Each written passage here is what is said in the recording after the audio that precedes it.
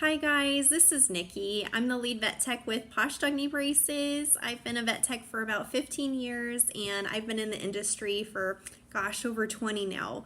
For the last 5 years, I've only worked with CCL Tears in dogs. So today I want to go through a few questions that I hear very frequently. Mainly today I want to talk about scar tissue.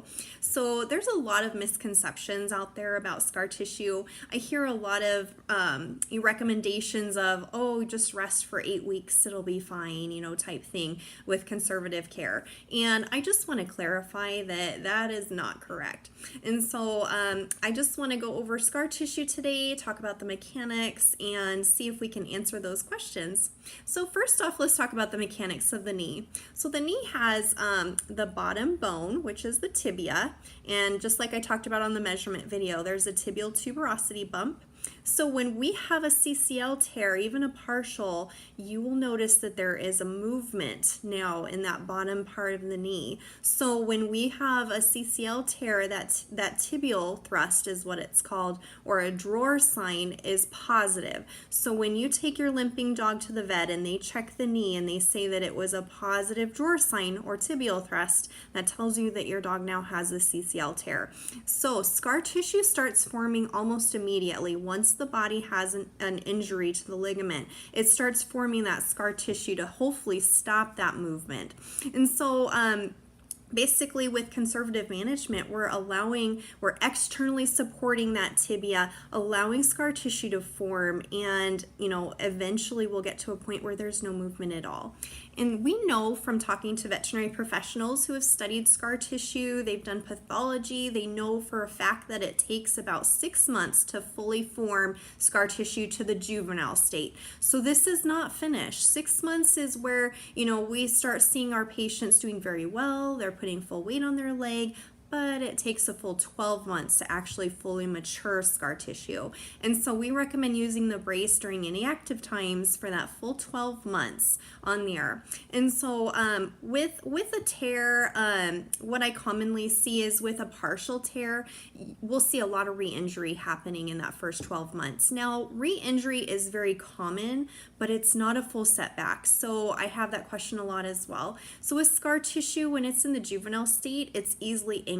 It's easy to tweak. It's easy to get, some, harm to it basically. And so when we have a re-injury, just keep going with your therapy, rest for about 2 weeks, and you can resume like your walk schedules and that sort of thing. Now with Posh, we do a lot of rehab and physical therapy recommendations with our patients, and I'll go over that in our next video so that we can clear up our physical therapy. But that is why it's so important to do physical therapy, is when we just do conservative care and let's say we're not bracing. So I see a lot of patients that have waited like 6 months or a year before getting a brace. Well, by that time, yes, we've got some scar tissue that formed, but that knee is really stiff. So we've got the scar tissue, but we weren't moving as we should have been and stretching it and making it form, the way we want it to form. So now we've got a nice hard stiff scar tissue that is not as lax, and moving. So that's another reason we really like the Posh Brace.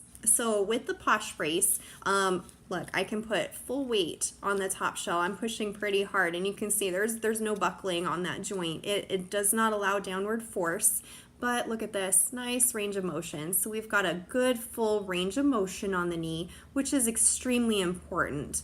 And so that helps when we're building our scar tissue. It prevents any downward force on the knee. It allows that scar tissue to form where it needs to form. And we're also putting pressure on the tibia and stopping that tibial thrust. So we're holding the knee in place, allowing that scar tissue to form. That's another reason I love the Posh Brace.